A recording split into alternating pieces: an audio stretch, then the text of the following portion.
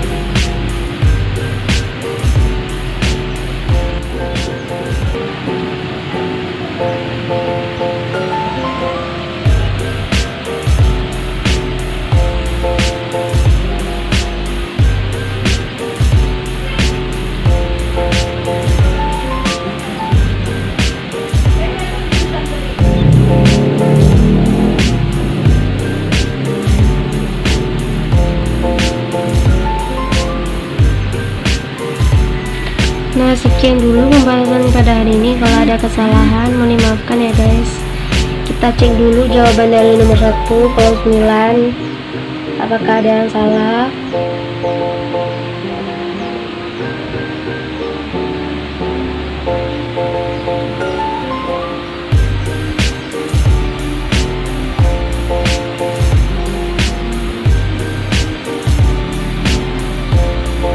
Nah, kalau misalnya kalian suka dengan konten aku, silahkan like, comment, share, dan subscribe ya guys, serta aktifkan lonceng notifikasinya biar kalian tidak ketinggalan video selanjutnya. Semoga dengan pembahasan soal kali ini bermanfaat bagi kalian yang bagi pejuang kedinasan CPNS dan terkait dengan psikotes. Ya, semoga tes yang kalian hadapi semoga lancar aja, amin ya rabbal alamin. Nah, aku pamit dulu ya guys, see you next time, bye bye.